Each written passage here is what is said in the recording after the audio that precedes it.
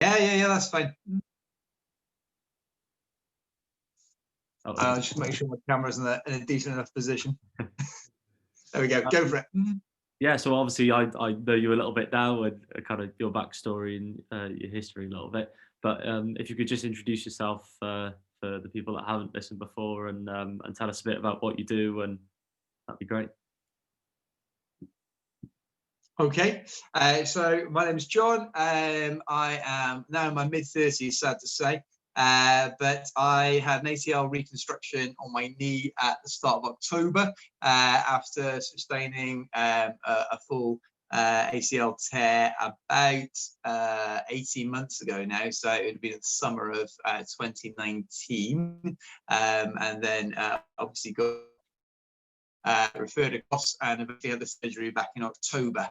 And so I did my ACL into play football, non-impact, but a kind of fairly routine, typical ACL injury for a footballer. And so I am 3 months post-op now. I'm married with 3 kids, and so it's been slightly challenging doing kind of ACL recovery with 3 small children jumping around.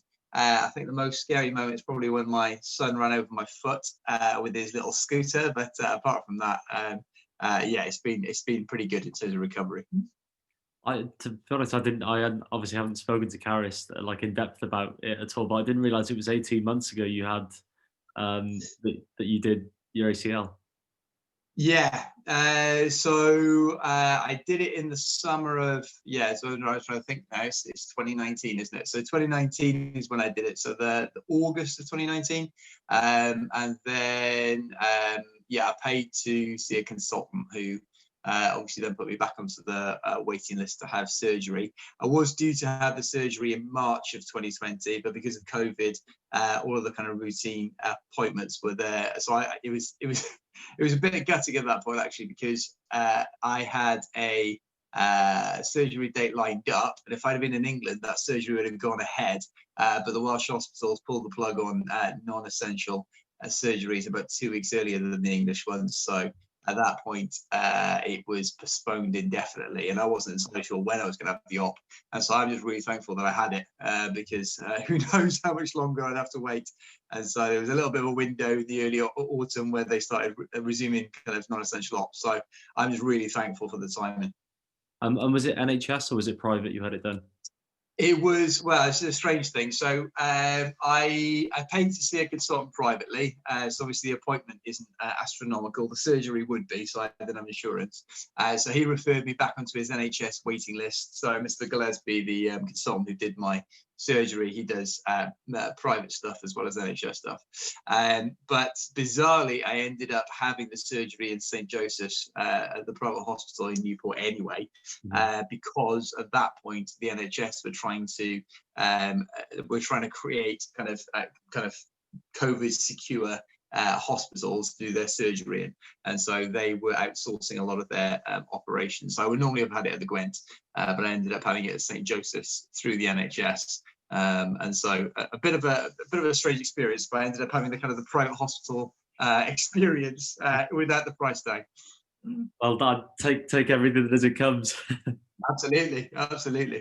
And what were your kind of concerns, obviously being in this COVID time, to be in post surgery, obviously knowing that you had that done, and kind of your rehabilitation program after that? What were you did you have any apprehensions or any thoughts about that in this kind of unprecedented time?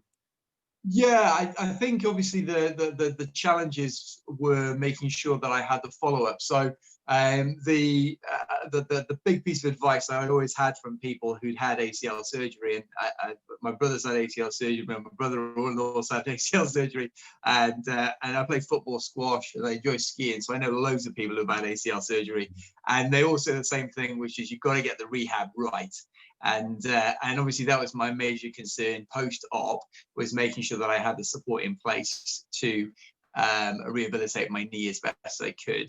And with COVID, I knew obviously that would be less certain and less sure in terms of the follow-up that would be in place. And so that was my concerns, and which is why it was great to have the tech in place to have some in-depth feedback, really. Yeah, definitely. And kind of going back to the start of that process, where did you hear first about kind of the Reflex product and our kind of service? Okay, so that was through Karis. So Karis and Mark are both friends of ours going back a few years. And so it was through personal contact. So Karis knew I was having the surgery through church, and so got in contact to say if I'd be interested in trialing the product. Yeah, sounds awesome. And hopefully it was as good as she kind of promised at the start. um, Yeah.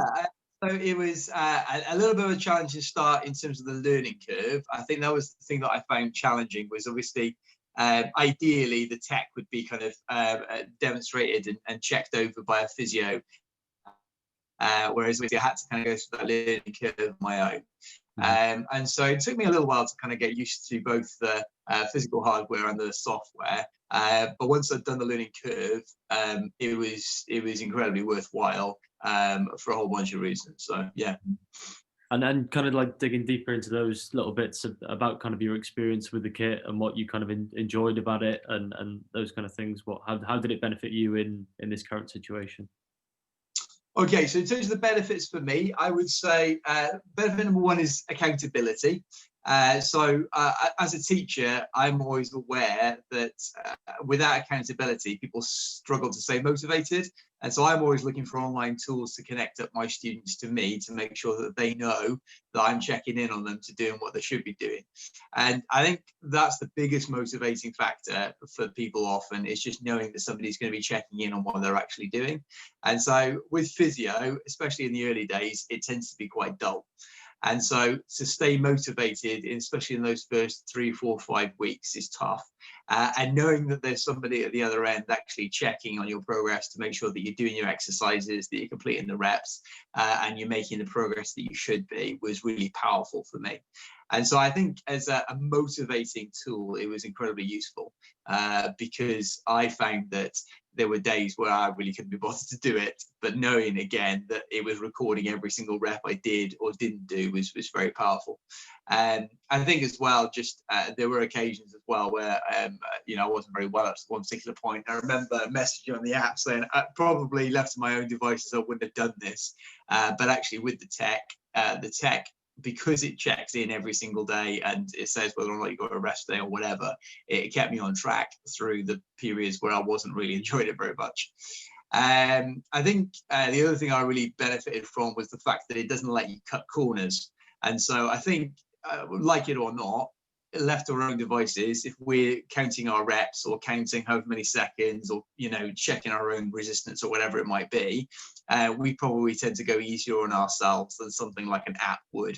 And so I think that was something I benefited from as well, was the ability to not let yourself cut out on a certain number of reps or whatever it might be, because the app will make sure that you do your 30 reps, and it'll make sure that you do 5 seconds or whatever it might be for that particular rep. So I think that was the big thing for me, was just kind of staying on track. I really enjoyed the feature in terms of being able to get a dialogue with the physio. And so especially because of COVID, I didn't obviously have the opportunities to dialogue with the physio as I normally would have. And so being able to message, especially in those first couple of weeks, about just individual concerns about specific exercises, I'm doing this right, or can you adjust that exercise, or whatever it might be. That dialogue, the messaging service within the app, was really useful. And I found that to be really helpful for just clarifying questions that I had. And I think as well, in terms of kind of seeing progress, it was an amazing tool just to be able to see the kind of increment by increment kind of progress that I was making, because again, it was at the start, it was very slow and frustrating, but it was great to be able to see, for example, every single degree of flexion that I had on my knee. And so I could tell my physio once I had the appointment, okay, I've gone from this degree of flexion to that degree of flexion. And so be able to see those tiny little progresses when you don't feel like you're making much progress was great.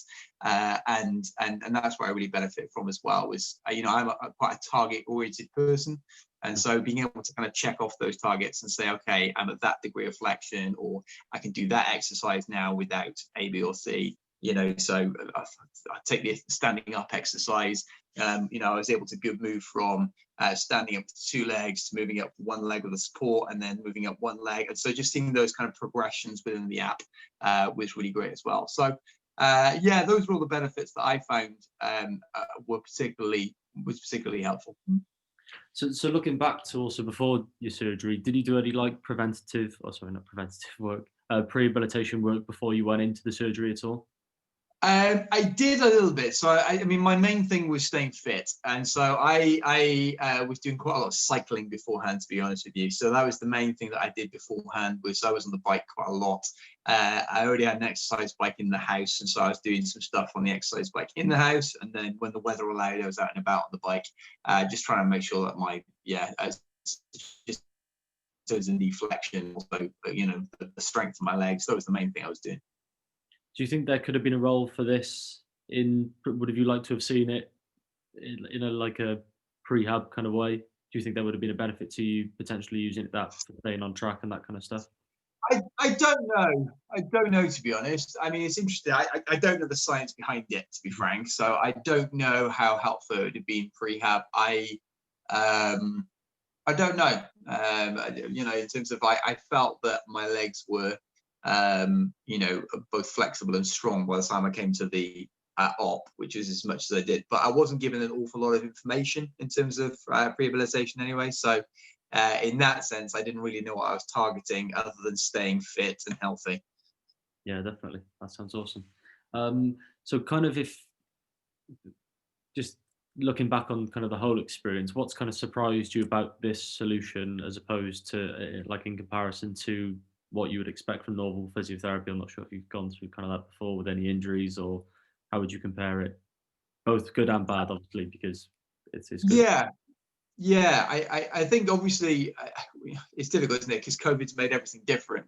I think obviously the challenges have been, sometimes, for example, someone demonstrating an exercise for you and then watching you do the exercise.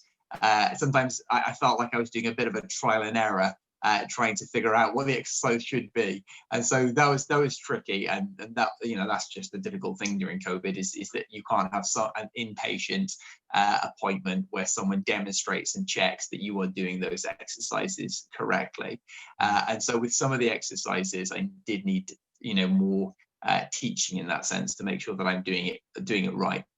However, I think in terms of contrast with your normal physio appointment, it's just a little and often is the big difference. So whereas with a regular physio appointment, you may have, I don't know, every 2 weeks, every month, whatever it might be, you've got 40 minutes, but you've only got it once a month or once every 2 weeks.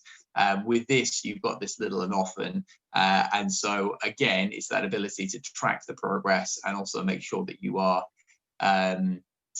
you're hitting the targets was great, and as I said, the messaging feature on the app was great to be able to feel like I could message the physio through the app and then get the replies pretty instantaneously within 24 hours to the queries that I was raising.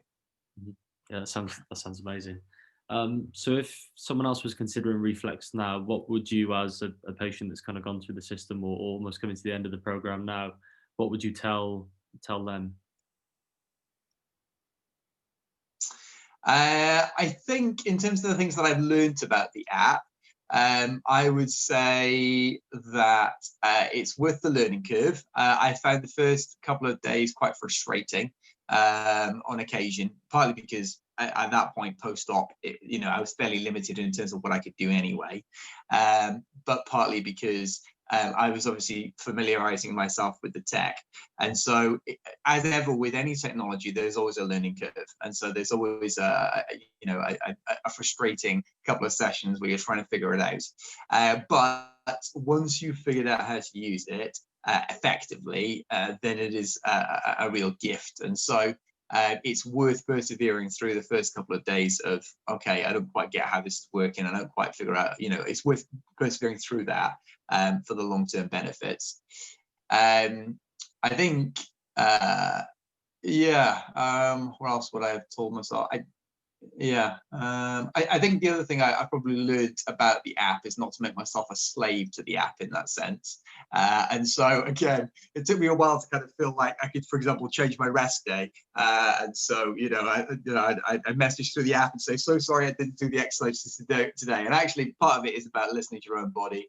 And for example, with some of the exercises, it might be too easy, or conversely, sometimes the exercises were just too difficult and I couldn't do them. And again, it's only an app. The app is the servant of you in that sense, and so you've got to know where you are at in your progression. And so I remember going to squats for the first time, and I just thought, there's no way that I can do this.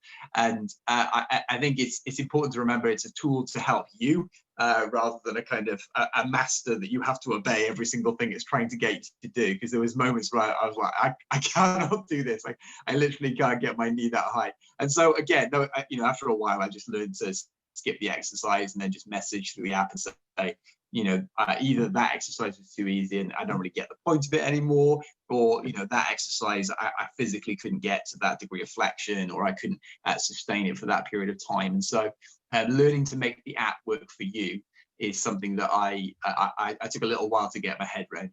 Mm-hmm.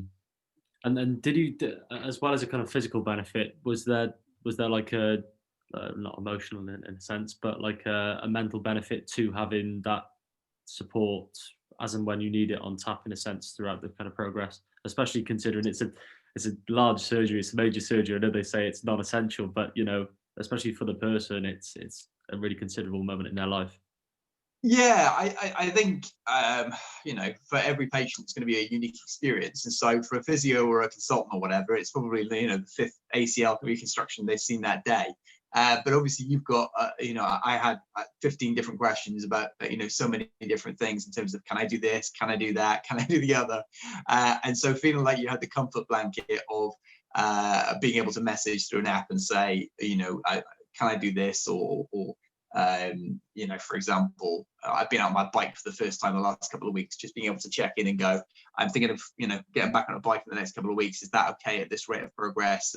And so being able to check in with those small questions that might seem fairly innocuous, but actually is a big deal for me, was really helpful, and certainly a more constructive way of doing it than Googling it. Yeah, definitely. So kind of reflecting again on the process, is there anything that we could have done differently to kind of improve our service to you as a patient?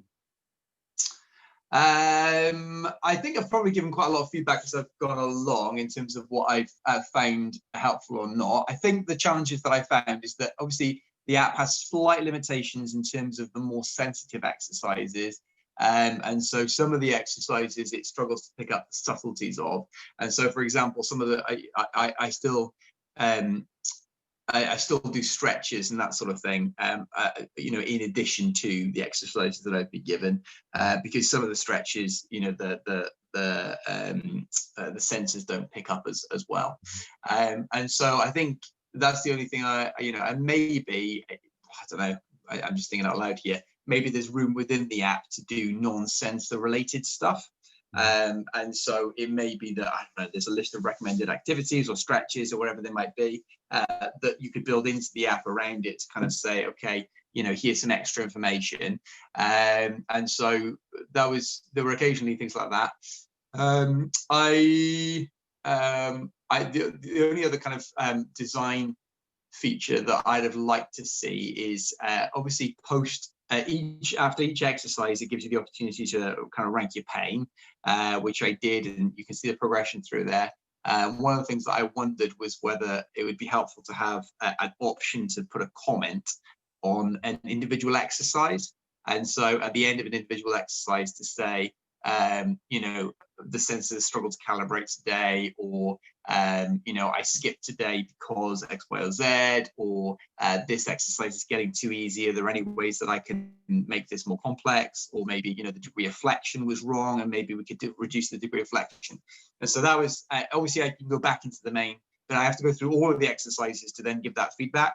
Whereas when it's fresh in your head and you're giving feedback on that exercise anyway, just some sort of comment box, obviously I wouldn't use it 95% of the time, but just some comment box sometimes at the end of an exercise to give a physio feedback on that exercise because I can't really do that other than just put, if I couldn't do the exercise, I would just say it was impossible, on the pain rating. But that's what I would have used. I could have used just a comments box on the, I don't know how difficult that would be to do, but a comments box on the actual exercise itself. Yeah, no, that's really invaluable, and hopefully it's something that they'd be able to easily implement, because you could have it quite easily on the bottom of that kind of input score after each exercise, and like you say, Yeah. to be able to say, okay, I wasn't able to do this because of this, or I'm really struggling with this, and it gives more transparency to the process even more. So that's really invaluable feedback to us. So thank you. Just one last question. Is there anything else you'd like to comment or say about Reflex and our kind of service, if there's any other points you'd like to raise? No pressure to not as well. I do wonder how easy it would be. I do think that going forward, it's going to be tricky to do it with people who aren't tech savvy, without an in-person appointment at the start of it. As I consider myself to be fairly tech savvy, whereas, if I think through, obviously I know people like my parents, imagining them doing something like this, I think that it would basically need someone to sit down with them at the very start, and demonstrate it to them and check that they understood how the app fires up and how to calibrate the sensors correctly. And so you would need, I think, a tutorial session at the start with a physio. And so that was my only slight thing with it, was that obviously I was given it to have a play with, and I didn't mind doing that because I love a new toy, whatever it is. But I think it's more challenging for people who aren't necessarily tech savvy to get on board with. And also, you were in a very unique situation for us as our kind of first patient. Yes. But also, since then we've kind of refined the process a little bit and learned from this kind of process. We've had a lot of technical difficulties with you at the start in terms of connecting sensors and then the configuration, but we've managed to iron out now, and we've kind of adapted our process now, where we have one consultation session. Me and Kara sit down with the patient. We just onboarded a 70-year-old a few days ago, and we had a demonstration. I have the sensors here as well. I show in real time of, okay, how to do this. But I think a very important point that you said about it being used as an adjunct to physiotherapy instead of replacing it, in the sense that you go into the physio, you have a first appointment with someone in person that shows you how to do it, and then you can go and do it once you know that they're all connected to the phone and that kind of stuff, with the complications that we had at the start. But yeah, thank you again for your patience and perseverance with the kit. First few difficult days. Yeah, exactly. I mean, I knew you guys were going to go, but that's, I'd rather the guinea pig was me than some random paying customer. So in that sense, that's always going to happen. You're always going to get teething issues that you haven't foreseen. So I understood all that. That's amazing. I'll just stop the recording there. So.